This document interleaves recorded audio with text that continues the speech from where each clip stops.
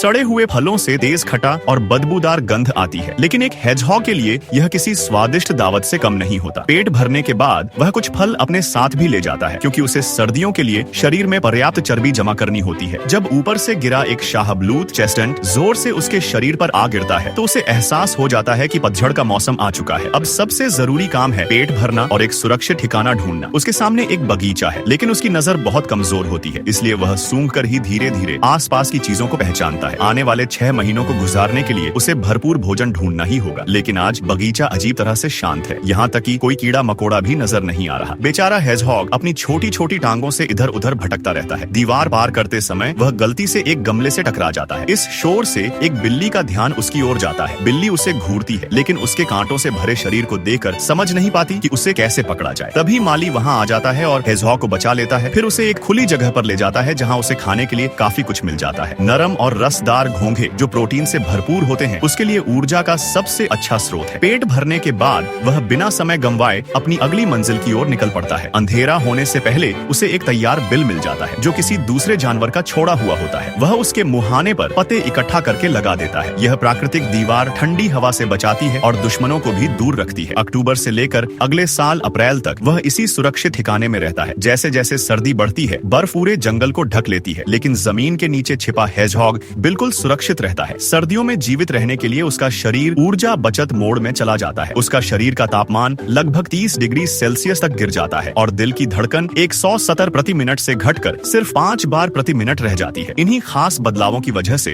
वह पूरे सर्दी के मौसम में गहरी नींद हाइबरनेशन में रह सकता है। जल्द ही मार्च आता है। सूरज की गर्मी से बर्फ पिघलने लगती है और ठंड कम होने लगती है। गर्म होता मौसम उसे नींद से जगा देता है और आमतौर पर वह अप्रैल में अपने बिल से बाहर निकलता है। लंबी नींद के बाद उसका वजन लगभग 40% तक कम हो चुका होता है, इसलिए अब उसका पहला काम है जल्दी से अपनी ताकत वापस पाना। भूख से बेहाल होकर वह दिन के समय भी खाना ढूंढने निकल पड़ता है। हालांकि उसकी नजर कमजोर ही रहती है, इसलिए वह अपनी तेज सूंघने की क्षमता पर निर्भर करता है। खाने की कमी के समय बदबूदार कीड़े मकोड़े भी उसके लिए स्वादिष्ट भोजन बन जाते हैं। पूरे सर्दी के दौरान उसने पानी नहीं पिया होता, इसलिए पेट भरने के बाद वह पिघली हुई बर्फ का पानी पीकर अपनी प्यास बुझाता है। इसके बाद वह फिर से अपनी अगली तलाश की ओर बढ़ जाता है, जिंदगी की इस लगातार चलती यात्रा में।